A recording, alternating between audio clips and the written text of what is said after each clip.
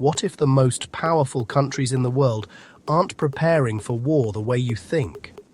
No massive troop movements, no official declarations. Instead, they're making moves so subtle, most people never notice them. Moves that don't look like war, but change everything.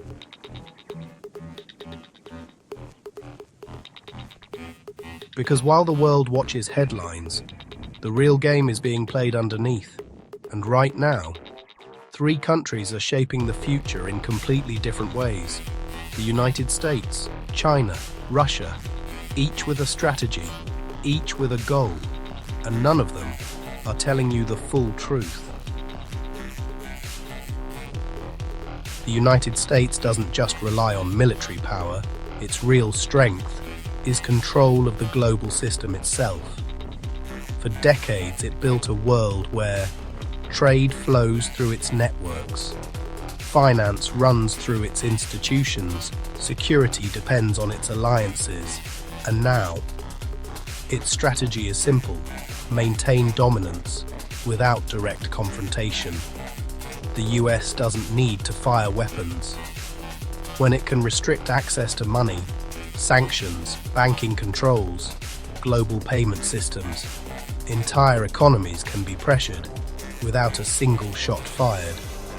The strongest weapon isn't always military. Sometimes it's financial. The US leads a web of partnerships across the world, not just military alliances, but intelligence sharing, trade agreements, and security cooperation. This creates something powerful. If conflict happens, it's not one country responding, it's many. Silicon Valley, AI development, advanced defense systems. The US invests heavily in staying ahead technologically, because in modern conflict, whoever leads in tech controls the pace of the game. But maintaining dominance is very different from gaining it, and that's where the next player comes in. Pause 1.5s. China's strategy isn't to fight the existing system, it's to build a new one, quietly, patiently, strategically. China is investing in roads, ports, railways, and energy projects across multiple continents, not just for trade, but for influence. When countries depend on your infrastructure, they start aligning with your interests. China has positioned itself as the world's factory, from electronics to critical materials. This creates leverage, because in a crisis, control of supply chains becomes power. 5G networks, digital platforms, artificial intelligence. China isn't just competing in tech, it's creating parallel systems, systems that don't rely on Western control. China isn't trying to win the old game, it's building a new one, where it sets the rules. Unlike short political cycles, China plans decades ahead. Slow moves, deep investments, minimal noise.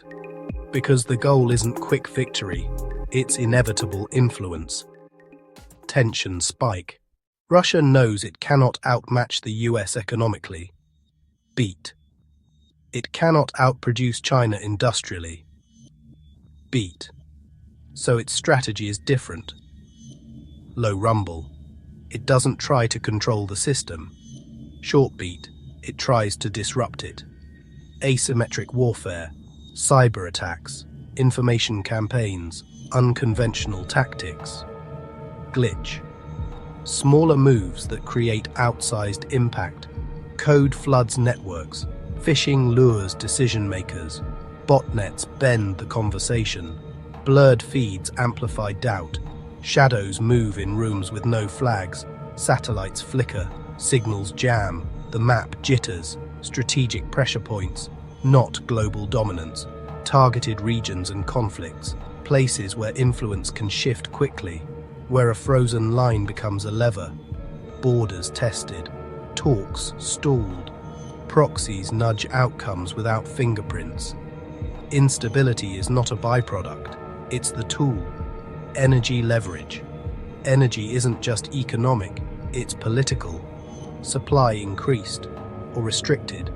Prices rise or fall. Beat. Pipelines hum or go silent. LNG routes reroute. Gauges drop. Winters get longer. Entire regions feel the pressure and adjust. Cut down moment. Hit plus tight push. Russia doesn't need to win everywhere. It needs the system unstable enough that no one else fully controls it. Glitch roll, base swell. Now here's where it gets complicated. These strategies don't exist in isolation. They collide, constantly. The US tightens alliances, defense pacts, joint drills, sanctions frameworks. China builds alternatives, ports and rail, 5G backbones, digital payment rails. Russia applies pressure, cyber pulses, energy throttles, proxy leverage. One move, sanctions, triggers counters, currency swaps, parallel clearing, grey routes. A chip ban spawns a workaround, third country hubs, older nodes pushed to scale. A pipeline cuts, LNG pivots, storage drains, prices spike, votes shift, alliances signal strength, markets read risk, alternatives widen, standards fork, pressure tests seams, narratives split, cause meets effect like chess. A knight forks, a rook pins, the king tucks behind policy, dominoes fall in layers, finance, logistics, information. Each ripple touches the next. A corridor opens, a choke point narrows, a summit soothes, a headline in flames. No single board. Stacked boards, time, tech, trade, trust, and the rule that matters. Every action writes the next constraint, not victory, not defeat, position. Because in the real game, control isn't owned, it's negotiated every day. Here's the truth no one wants to admit. Even the most powerful countries don't fully control what happens next, because this system is too interconnected, too reactive, too unpredictable. One miscalculation, one crisis, one unexpected move can flip the board. A single domino teeters. Hesitation becomes cascade. A headline nudges markets. Volatility breathes confidence thins. Crowded airports stall. Crews out of position routes not cargo weights. A container line clogs. A choke point narrows. Prices climb, plans slip. A city blinks to black. Energy reroutes backup fails. Screens glow red. Notifications flare. Alerts stack, narratives tilt, decisions harden. Not a mastermind, not a master plan. Just pressure, seeking the weakest seam. Control isn't seized, it's borrowed, for a moment, on a margin, under uncertainty. And tomorrow, the margin moves. So what happens when defense hardens, construction accelerates, disruption multiplies? Together, you don't get balance, you get compression. Alliances lock in, sanctions layer, countermoves stack. New ports open, alt rails, alt payments, alt clouds, redundancy breeds new fault lines. Probes hit the edges, cyber pings, energy reroutes, signals jam, signals cross. Gauges climb, buffers thin. The chess clock ticks faster. Liquidity moves away, then back, pricing splinters. Inventory swells here, starves there, hoarding becomes policy. Narratives polarize, each headline a lever, each rumor a trade. The metronome speeds, red lines blur, deterrence becomes a ladder, every rung an accident waiting. Preemption whispers, misread intent hardens, escalation by routine. Shadow play becomes day play, grey zones normalize. Storm fronts converge. A currency jolts, contracts reprice, credit tightens. A grid hiccups, fails over fails again. A corridor clogs, detours collide, insurance balks.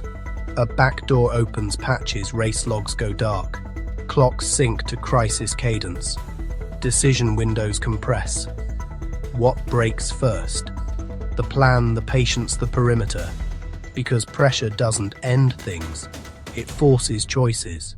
And when choices shrink, escalation chooses for you. Crescendo isn't victory, it's a warning.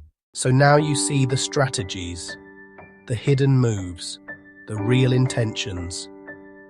But there's one more piece of the puzzle, because none of this matters without the places where these strategies collide in real life. The regions, the conflicts, the flashpoints, where Cold War 2.0 could turn into something much bigger.